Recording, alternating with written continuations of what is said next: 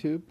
This is Nitro Masters. Today we're going to talk about a segment of how to build a custom Yu-Gi-Oh deck to help build your battle strategy. For starters, you want to run some counter cards, preferably counter cards that counteract spells and trap cards like Magic Jammer, Trap Jammer, and heck, even a Dark Bribe. Counter cards are always a good card. And then you want to run a couple of neutral trap cards. Some like this one, Pinpoint Guard, allows you to bring a monster back from the graveyard into defense and gives it full immunity for a full 1 turn. Immune from spell trap and monster effects, which can help in a tight spot. So you always want to strategize mostly either in defense or offense. But anyhow, then let's move on to continuous trap cards. Use trap cards like Royal Decree. Some cards can work to the advantage, like this prevents trap cards activation altogether, but it's good for you because, sure, your traps are shut down and your opponents are shut down, but it also gives you a good workaround of spell cards.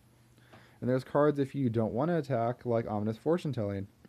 Ominous Fortune Telling allows you to guess 1 card in your opponent's hand. If you guess monster spell trap right, you get to inflict 700 points of damage, which is pretty neat. And then you got your stall type cards like Zone of the Spirit.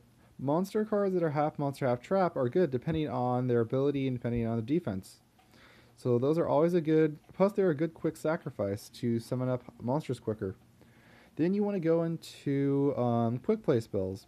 Some quick play spells bring back monsters from the grave. Some destroy spell trap cards.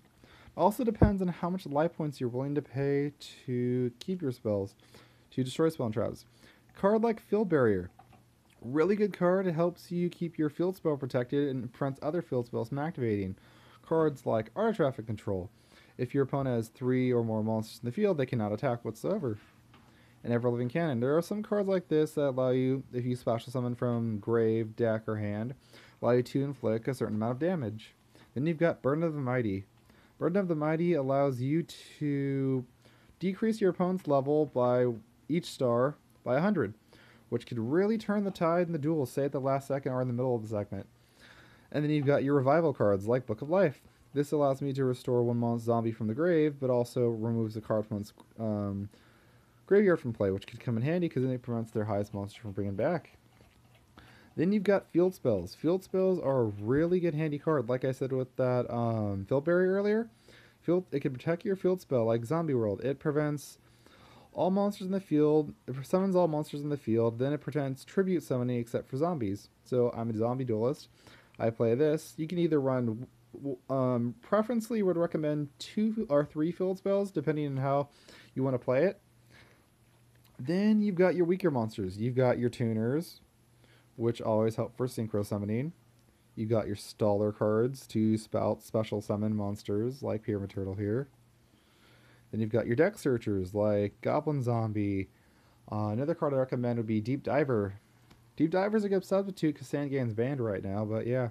You've got your staller cards like Bone Tower. Cards that can't be destroyed in battle, which could really help turn the tide. Cards that can't be destroyed in battle is a really good solid defense, especially cards like Spirit Reaper and Marshmallow. Then you've got your higher monsters. Some monsters level 5, 6, or 7 can be tributed with 1 sacrifice, depending on the card and depending on its ability and what it takes for that sacrifice. Then you've got higher monsters, like special summon higher monsters, tribute monsters that do 2 tributes. And you've got your level 6 and 5 monsters, take 1 tribute. Depends on what you want to do. You can either stall with them, special summon, attack, destroy, depending on how you want to play. Like for me, I play Ill Blood, I stall until I have 2 of them on the field. And for him, I could special summon up my Pilgrim Reaper, which in his ability for an Exceed, you can send the top 5 cards from your opponent's deck and your deck to the graveyard per mineral piece that you send to the grave. That works in my favor because then I could use a blood here to send my top 5 cards from my deck, possibly zombies. And then you've got your cards like Crimson Knight, Vampire Bram.